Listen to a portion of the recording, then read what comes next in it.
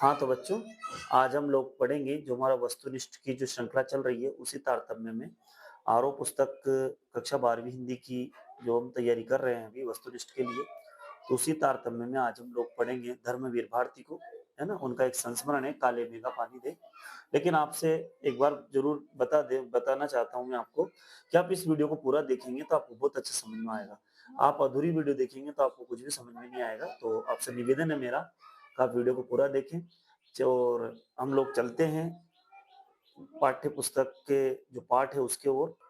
तो हम लोग तैयार करेंगे आज अ, धर्मवीर भारती। और धर्मवीर भारती का सबसे पहले पता करेंगे कि इनका जन्म कब हुआ।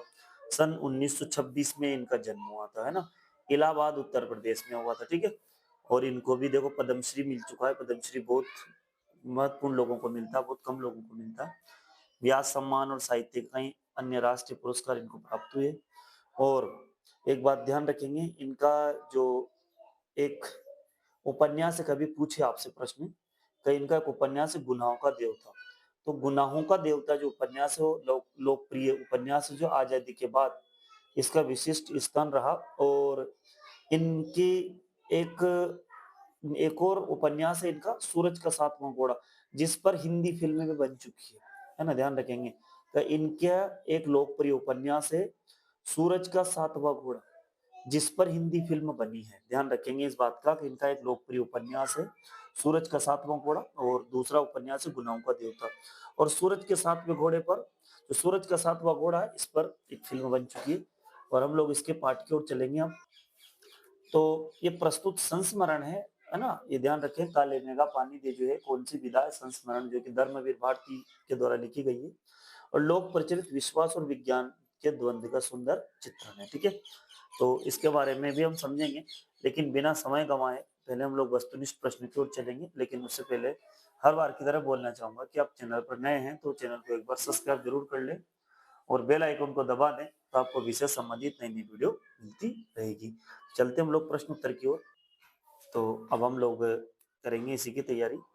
तो आप सभी मित्रों तक इसको जरूर पहुंचाने का प्रयास करें, अधिक से अधिक मित्रों का इसका फायदा रहे, मिले तो अच्छी बात है। तो चलते हम लोग धर्मवीर भारती पाठ जो लेखक है और इनका जो संस्मरण है काले मेघा पानी दे, उसके प्रश्न उत्तर पर चर्चा करेंगे हम लोग। सबसे पहला प्रश्न है, इंदर सेना को कीचड़ से चिढ़ने वाले लोगों ने क्या नाम दिया? इंदर सेना है, उसको कीचड़ से चिढ़ने वाले लोगों ने क्या नाम दिया? तो मेंढक मंडली, है ना? जो इंदर सेना है, पूरी जो कहानी हम समझेंगे तो बहुत मजा आएगा आपको। इसमें पार्ट बहुत अच्छा लगता है, इसलिए कह रहा हूँ आप पूरी वीडियो देखिए, तो मैं इसकी कहानी भी आपको समझूंगा। लेकिन इधर न कहेंगे इंदर सेना को कीचड़ से चिढ़ने वाले लोग जो थे, बहुत सारे लोग चिढ़ते भी थे इनसे, तो क्या कहते थे? मेंढक मंडली। इसके बाद दूसरा प्रश्न है, लोगों ने लड़कों की टोली को मेंढक मंडली नाम क्यों दिया? लोगों ने लड़कों की टोली को मेंढक मंडली नाम क्यों दिया, है ना? क्यों दिया? क्योंकि उसके कारण था नंग धड़ंग शरीर के साथ एक कीचड़ कादों में लौटने के कारण। ये क्या करते थे? तो आगे है, तो वो क्योंकि कादो और कीचड़ में लिपटे रहते थे, लौटने के कारण उनको मेंढक मंडली नाम दिया। लंगोटधारी युवक किसकी जय बोलते थे? जब ये लोग निकलते थे, बच्चे निकलते थे, तो पूरे कीचड़ में लिपटे हुए होते थे ये, तो ये किसकी जय बोलते हुए निकलते थे? गंगा मैया की जय बोलते हुए निकलते थे। किसकी जय बोलते हुए निकलते थे?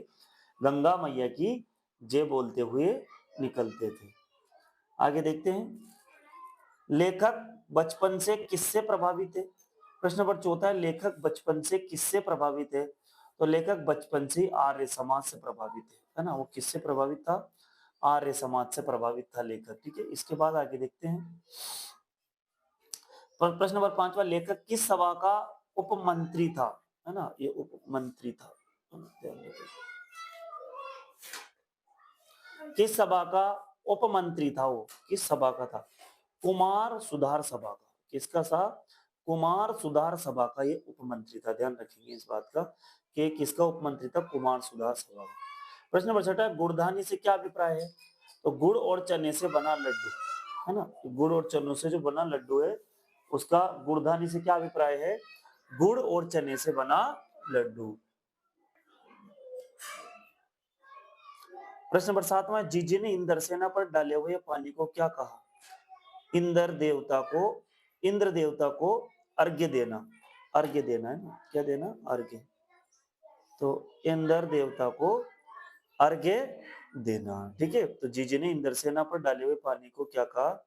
इंद्र देवता को अर्घ्य देना। ठीक है, प्रश्न नंबर 8वां है, पाठ के अनुसार किस वस्तु का दान महत्वपूर्ण है? पाठ कहता है कि आप कौन सी वस्तु का दान करते हैं वो जो ज्यादा महत्वपूर्ण है। तो पाठ के अनुसार किस वस्तु का दान महत्वपूर्ण है? तो जो वस्तु तुम्हारे पास बहुत कम है उसका दान महत्वपूर्ण है। ठीक है, तो पाठ के अनुसार किस वस्तु का दान महत्वपूर्ण है? जो वस्तु तुम्हारे पास बहुत कम है उसी का दान महत्वपूर्ण है। प्रश्न नंबर 9 है, किशोर अपने आप को इंद्रसेना क्यों कहते थे? तो किशोर है, जो बच्चे है, वो अपने आप को, है ना, अपने आप को इंद्रसेना क्यों कहते थे? वर्षा के लिए, इंद्र को प्रसन्न करने के लिए अपने आप को इंद्रसेना कहते थे, और पूरे मिट्टी में लिपटे रहते थे और निकलते थे, लोग उन पर पानी डालते थे, और जिससे उनको लगता था कि इंद्र भगवान प्रसन्न होंगे। तो किशोर अपने आप को इंद्रसेना क्यों कहते थे? वर्षा के लिए, इंद्र को प्रसन्न करने के लिए। पाठ में एक शब्द आया है किला पस्त करना। किला पस्त का मतलब है हार जाना, ध्यान रखना अपने को। किला पस्त शब्द आया है, तो किला पस्त कभी पूछे आपसे तो हार जाना। प्रश्न नंबर 10वां, गगरी फूटी कौन पियासा होता है? तो गगरी फूटी बेल पियासा। ध्यान रखेंगे इस बात को, कभी रिक्त स्थान में पूछे गगरी फूटी कौन पियासा? बेल पियासा है। लेखक को बचपन में किसका सबसे अधिक प्यार मिला?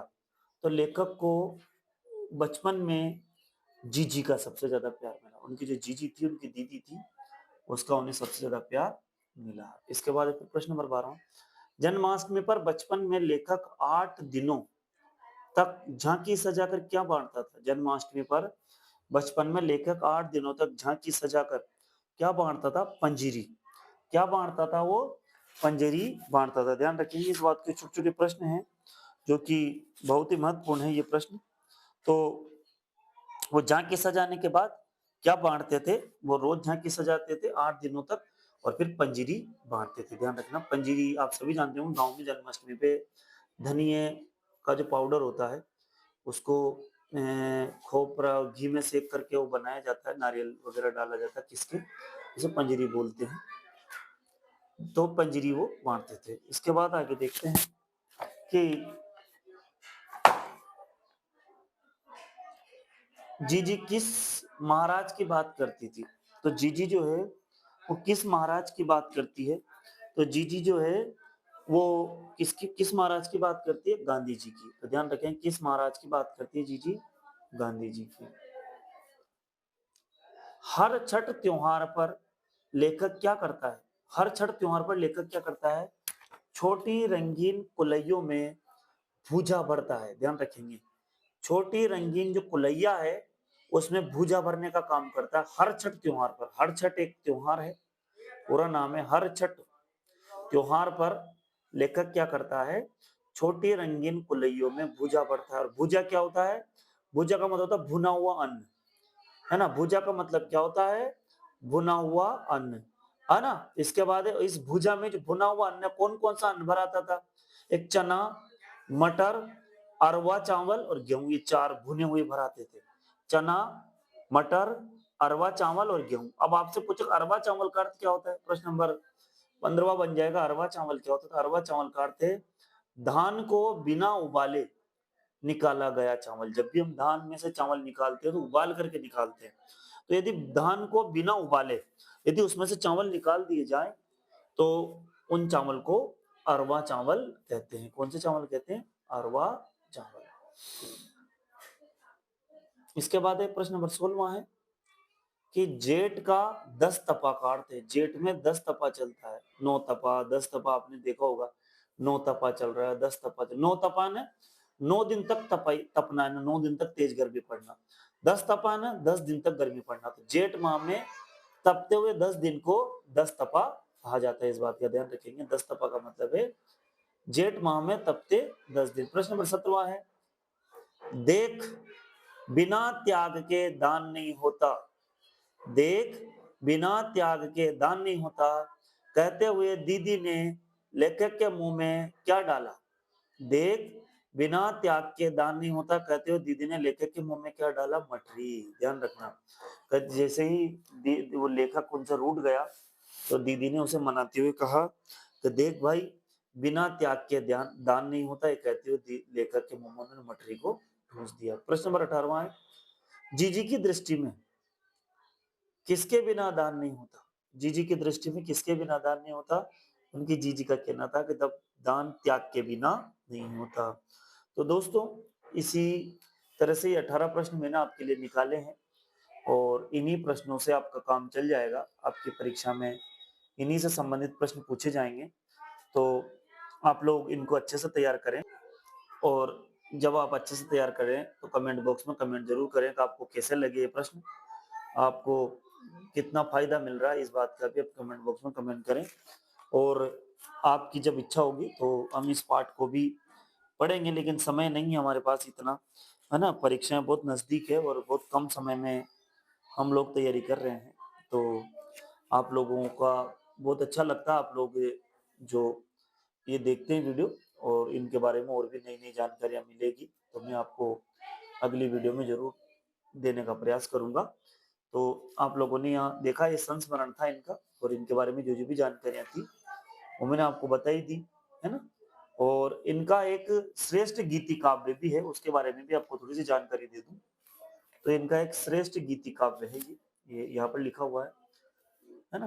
तो अंधा युग जो है गीति साहित्य में श्रेष्ठ गीति नाट्यों में, गीति नाट्य इनका, उसका नाम है अंधा युग, है ना? धर्मवीर भारती का एक गीति नाट्य है जिसका नाम है अंधा युग। ये भी आप लोग ध्यान रखें, ठीक है?